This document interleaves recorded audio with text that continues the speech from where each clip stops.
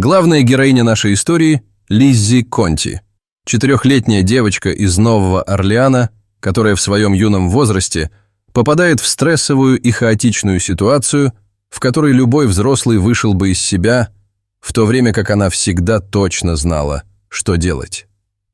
Показывая всем, что зрелость ребенка измеряется не только возрастом и ростом, Лиззи и ее семья прожили в Новом Орлеане всю свою жизнь. Что ж, учитывая, что Лиззи было всего 4 года, когда произошла эта история, мы можем сказать, что ее семья прожила там гораздо дольше, чем она сама, хотя и ее мать и отец были американскими гражданами итальянского происхождения.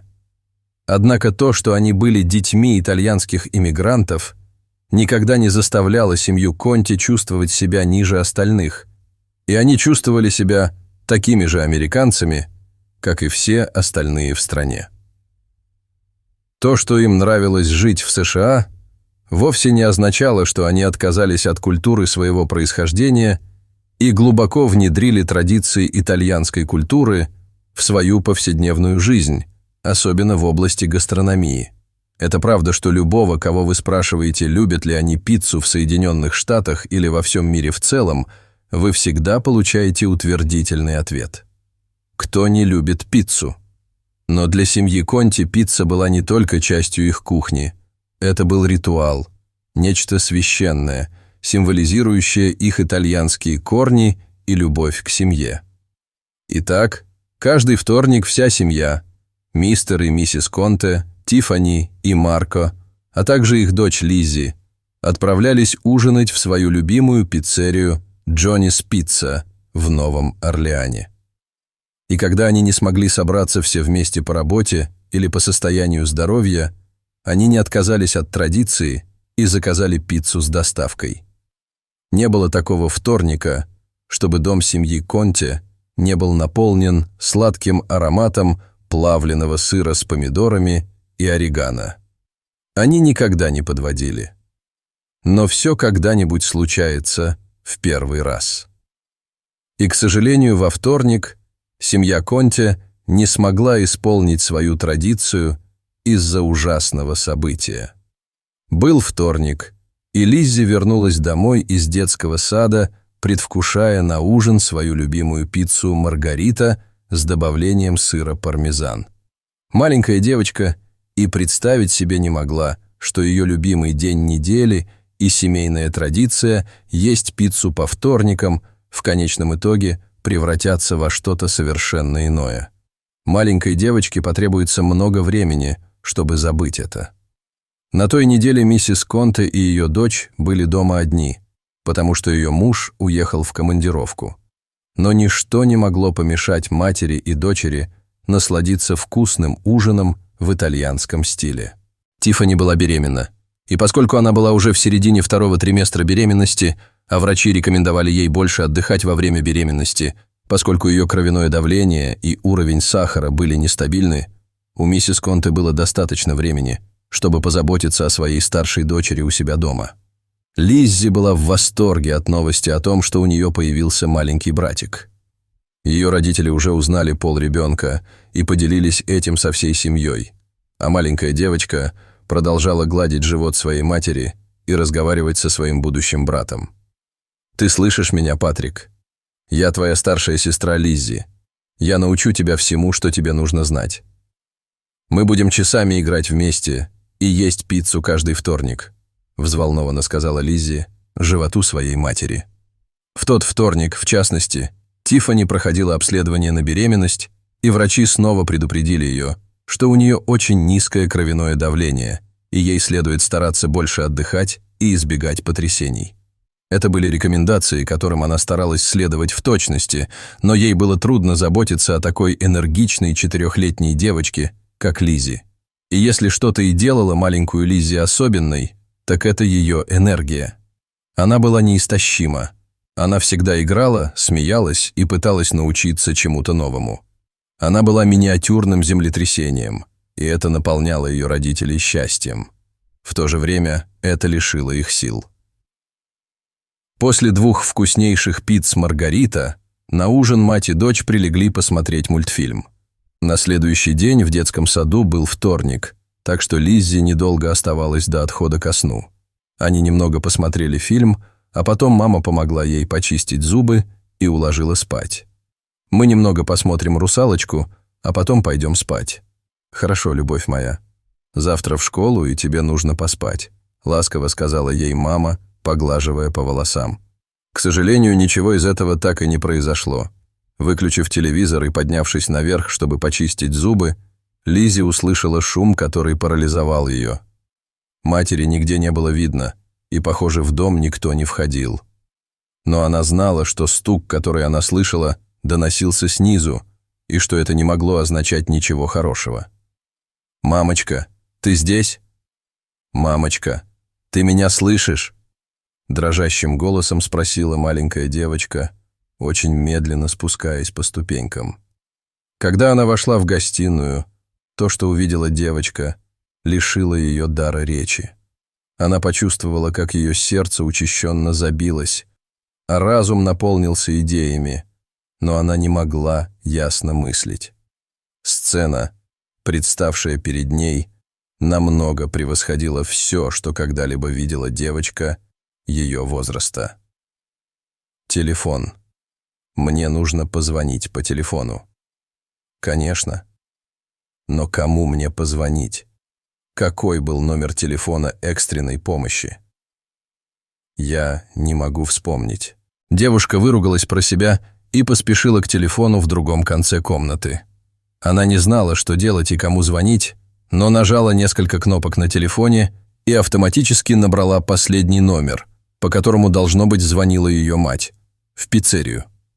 После 2 гудков ожидания кто-то снял трубку на другом конце провода, но тот, кто это сделал, не пожелал слушать девушку, даже не обратив на нее внимания. «Привет? Мне нужна помощь, пожалуйста. Не могли бы вы прислать скорую помощь ко мне домой? Меня зовут Лиззи Конте, мой отец в отъезде, и мне нужна помощь. Пожалуйста, сэр», – торопливо взмолилась девушка, даже не остановившись, чтобы послушать, кто снял трубку. На другом конце провода новый официант пиццерии ответил сухим и отрывистым тоном. «Вы ошиблись. Мы здесь не принимаем экстренные вызовы. Позвоните в другое место. У меня много работы». И повесила трубку, даже не дождавшись ответа девушки. Лиззи не могла поверить в свое невезение. Она поняла, что ошиблась номером, но у нее даже не было возможности спросить у мужчины номер службы экстренной помощи, чтобы позвонить. Все еще держа телефон в руке и стараясь не оборачиваться, чтобы снова не увидеть ужасное зрелище позади себя, девушка быстро придумала другие способы попросить о помощи, но отбросила их все, как только они пришли ей в голову. «Мама никогда бы не разрешила мне выйти на улицу в такой час, чтобы попросить помощи у соседей. Я слишком маленькая, а ночью в этом городе небезопасно, и папы нет рядом. Я тоже не помню номер его мобильного телефона. Я ничего не помню». Сжимая телефон все крепче и крепче, она спрашивала себя, что я могла сделать. Она была всего лишь ребенком и не помнила номера служб экстренной помощи или полиции. Поэтому она нажала еще несколько кнопок на телефоне, нажала кнопку повторного набора и снова позвонила в пиццерию. К счастью, на этот раз трубку взял кто-то другой, кто уже знал Лиззи и ее семью и был готов помочь ей в любых обстоятельствах. «Здравствуйте, это Нора. Вы позвонили в пиццерию Джанни. Чем я могу вам помочь?» Лиззи поняла, что это то же самое место, куда она звонила раньше, но на этот раз она услышала женский голос. Ее голос показался ей очень знакомым, но она так нервничала, что не сразу поняла, кто это.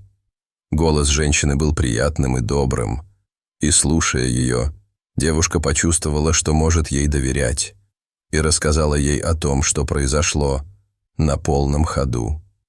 «Алло, пожалуйста, не вешай трубку. Пожалуйста, помоги мне. Мне нужна помощь. Приезжай ко мне домой побыстрее», — умоляла Лиззи дрожащим голосом. «О, хорошо, милый, успокойся. Меня зовут Нора. Я помогу вам во всем, что вам понадобится, но сначала мне нужно, чтобы ты успокоилась и говорила медленнее. Ты можешь назвать мне имя своей матери или отца. Они там с тобой, дорогая?» – спросила женщина. Услышав о своих родителях, Лиззи почувствовала острую боль в сердце, и на глаза навернулись слезы. Она с трудом сглотнула и попыталась успокоиться, слушая любезную официантку, которая сняла трубку и попыталась помочь ей. Их зовут Тиффани и Марко Конти. Меня зовут Лиззи. Мы только что ели пиццу. Я уверена, что моя мама звонила вам, ребята. Мы всегда едим пиццу в одном и том же месте. Вы должны прийти прямо сейчас. Иначе случится что-то плохое, ответила маленькая девочка. Рада, что эта женщина помогла ей. При звуке фамилии Конти официантка ахнула. «Это ваша фамилия? Ваших родителей зовут Марко и Тиффани Конти?» «Правильно, мисс. Это мои родители. Пожалуйста, приезжайте скорее». «Я не знаю, что могло случиться», — взмолилась девушка. «Хорошо, милая, у нас есть твой адрес». «Не волнуйся, ты должно быть маленькая Лиззи. Я официантка, у которой ты всегда просишь еще сыра для своей пиццы, но сейчас это не имеет значения. Я сейчас же позвоню в службу спасения. Оставайтесь на месте, хорошо?» «Скоро вы услышите машины скорой помощи», — сказала Нора, и Лиззи сама повесила трубку. Лиззи села на пол у телефона и стала ждать. Она стояла с закрытыми глазами, ожидая и дрожа от страха. Она понятия не имела, что произойдет, но, по крайней мере, она сделала все возможное, чтобы помочь.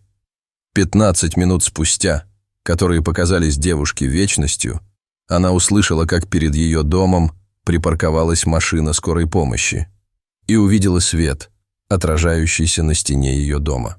Несколько мгновений спустя кто-то громко постучал в дверь, и Лиззи вздрогнула, но решила принять меры и открыть дверь без спроса.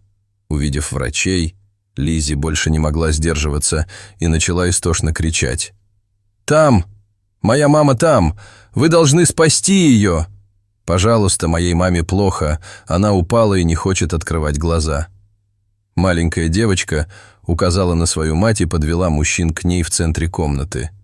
То, с чем столкнулись парамедики, не было чем-то таким, чему могла бы стать свидетелем 4-летняя девочка, тем более в одиночестве.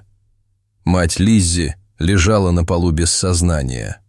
Ее ударили по голове, и на лбу у нее была небольшая кровоточащая рана. Бригады скорой помощи бросились к ней, чтобы пощупать пульс и проверить ее жизненные показатели. Она жива.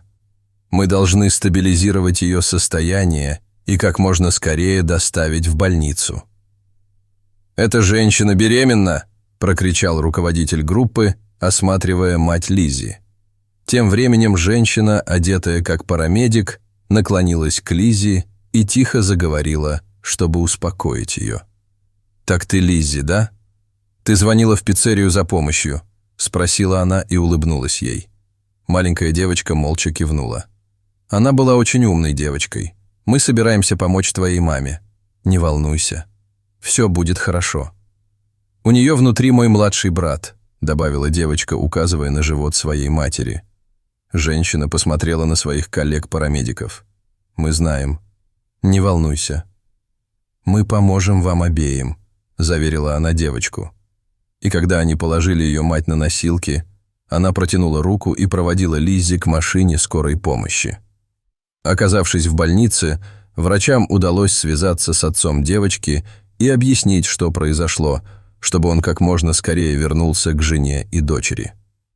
Подойдя к Лиззи, маленькая девочка разрыдалась и бросилась в объятия отца, быстро и сбивчиво объясняя ему все, что произошло, и что она сделала, чтобы помочь своей маме. «Я забыла номер телефона экстренной помощи, папа. Хорошо, что девушка из пиццерии помогла мне и вызвала скорую. Мы должны навестить ее и поблагодарить. Ее зовут Нора», — сказала она отцу, крепко обнимая его. «Мы сделаем это, дорогой. Мы многим обязаны этой женщине. Как только мама полностью поправится и вернется домой, мы нанесем визит в пиццерию», — подтвердил мистер Конте, который был очень рад узнать, что и с женой, и с маленькой дочкой все в порядке. Неделю спустя мать Лиззи выписали из больницы. Очевидно, у нее резко упало кровяное давление и уровень сахара в крови, что привело к обмороку. Ей просто нужно было отдохнуть и лучше контролировать свое питание до конца беременности, чтобы избежать новых приступов паники. Несколько дней спустя, как и обещал отец девочки, семья отправилась на ужин в пиццерию «Джанни», и как только они приехали, попросила позвать Нору. Женщина вышла из дома с широкой улыбкой, зная, кто ее ищет. «Вы, должно быть, Лиззи. А вы, Тиффани. Надеюсь, все идет хорошо, и вы чувствуете себя лучше». Ласково обратилась она к семье. «Да, большое вам спасибо. Лиззи все время рассказывала о том, как вы, ребята, помогали им, пока меня не было. И именно поэтому мы здесь. У меня есть кое-что для тебя», сказал Марко, доставая что-то из кармана и протягивая Норе на глазах у ошеломленных коллег и остальных посетителей. Чек на $2000. Женщина посмотрела на чек в своей руке, и ее глаза расширились. «О нет, боже мой, нет. Я сделала это не для того, чтобы что-то получить. Я не могу это принять. Я просто была добропорядочной гражданкой». Официантка попыталась отказаться и вернула чек мистеру Конте. Но отец Лиззи не принял отказа. И в конце концов Нора с благодарностью приняла чек. Пока семья оживленно беседовала с официанткой, на другом конце стойки кто-то глубоко сожалел о том, что так грубо обошелся с маленькой Лиззи. Бармен, которому она позвонила при первой попытке позвонить в 911, повесил трубку, даже не выслушав ее. Его звали Томас. И когда он увидел чек, который семья только что выписала его товарищу, им овладели демоны, и он проклял себя за то, что не смог помочь этой семье. Может быть, в следующий раз. Трогательная история семьи Конте показывает, что помогать другим – это не выбор, а необходимость. Мы не знаем, когда нам понадобится помощь. И если мы не будем готовы выслушать тех, кто в этом нуждается, никто не поможет нам, когда мы в этом нуждаемся. Мы никогда не должны забывать об этом. Понравилась ли вам эта трогательная и удивительная история? Если да, то мы приглашаем вас оставить нам комментарий, выражающий ваше мнение. Если вы хотите продолжать наслаждаться вдохновляющими историями, подобными этой, подпишитесь на наш канал или посмотрите другие видео, показанные внизу экрана. До свидания.